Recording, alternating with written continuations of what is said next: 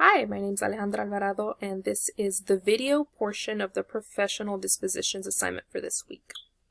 Going into question number 1 about our role as teachers in supporting learning.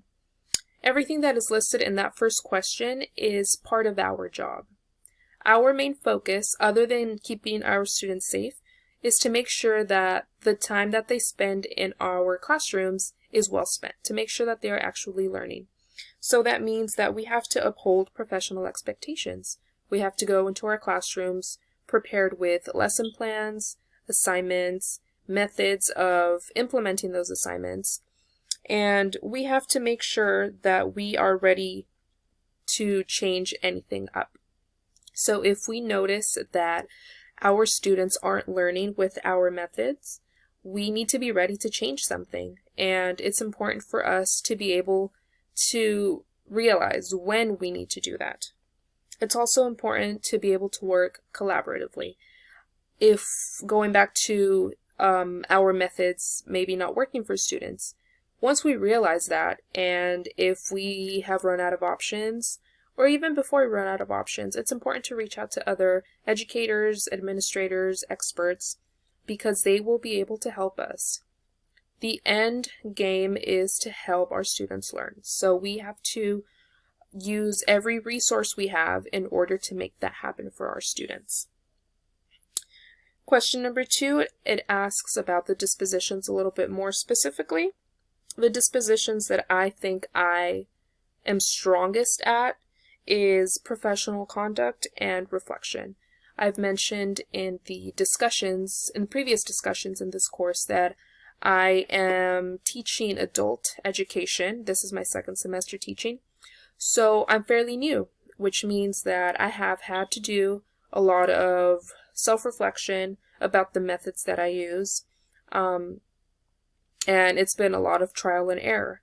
As an educator, you have to be on your toes. You have to be sure that you are ready for change when it comes. The assignments that we did last week regarding educational reform and the constant change in standards is something that has helped me see that it's something that happens at all levels of education, and it's something that's pretty hard to escape, which means that we as educators have to be ready to reflect. We have to be able to, it's a constant task of assessing, reassessing what works and what doesn't, so we can get rid of what doesn't work and we can improve on what does. In terms of professional conduct, one of the things that is listed under this is communicating appropriately, frequently, and effectively. I'm the type of person that whatever question I have, I will reach out to someone in order to get an answer.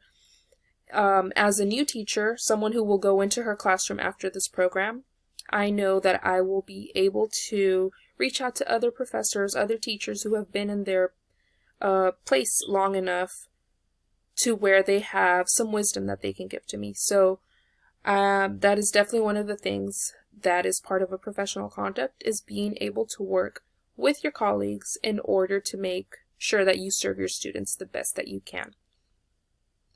The second part of that question actually has a lot to do with the third for me personally. One of the things that I can definitely improve on is respecting the diversity of others. For me specifically, it is respecting political beliefs and personal beliefs.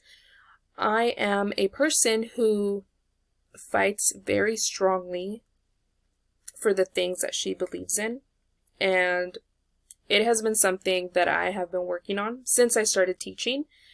It is important for me, going into question number 3, it is important for me not to inject my personal opinion into my lessons when it is not necessary.